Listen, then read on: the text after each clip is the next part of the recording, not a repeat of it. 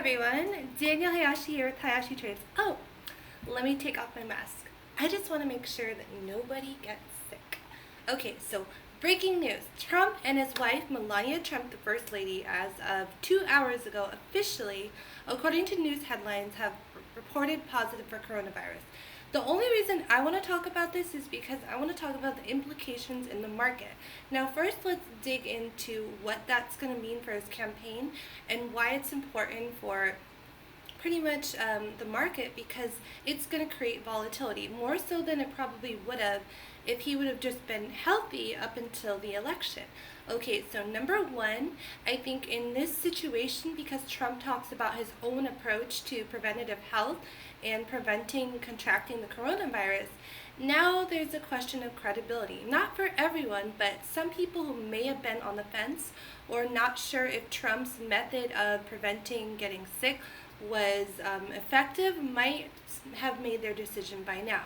And then also, it's number two, going to affect his campaign because, of course, since he's sick now, he cannot attend these large events and these rallies, which he probably shouldn't attend anyway because it's not very healthy or safe. Anyway, that's just my opinion, but that's not going to be possible anymore. So he's going to have to cancel everything, literally affects his campaign because he can't show up to the events.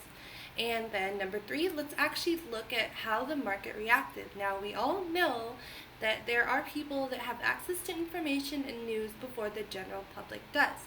The news that we're talking about came out first around 2 hours ago in an article according to The Guardian. So the first news headline. But let's look at, we're going to zoom in and look at SPY and see what happened exactly 2 hours ago and if the market instantly reacted to that news before the news headline came out. So let's zoom in here.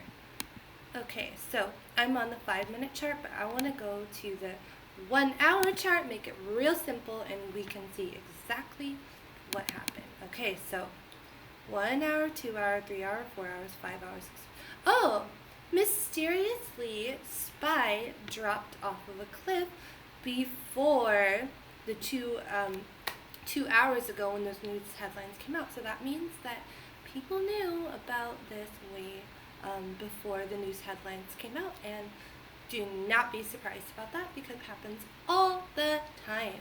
Okay, and now we're going to look at /ES, the S&P 500 futures, which is going to look very similar to SPY, of course. So here we go, zooming in. Same thing, dropped off and hit a new low, overnight low. So yes, and then also, these are three things. So, of course, the credibility is questionable now. Campaign events have to be canceled. Market reacts. More volatility is created. And then also, because we've been having so many talks about the stimulus and the market does run on some speculation of positive and negative stimulus news, this is going to create even more volatility, in my opinion, because normally in this situation, Mike Pence is going to step in for Donald Trump, okay? But since coronavirus spreads very quickly, we have to go and see, okay, is Mike Pence sick? And if Mike Pence is sick, guess who's going to come and step in? Nancy Pelosi. Now, of course, Nancy Pelosi's been so busy trying to come out with her perfect version of the New Heroes Act. So things are going to get really interesting. All I can say is America's still sleeping right now, most of America. So the news hasn't hit all the major medias yet, and they're going to want to put this out when everyone's able to read it and access it.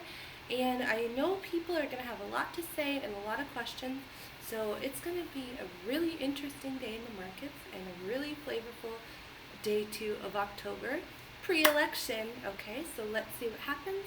I'm not going to speculate because we don't know. This is all unwritten history that's about to show us what we don't know yet. Okay, so please trade wisely, and I will see you after market close. Bye!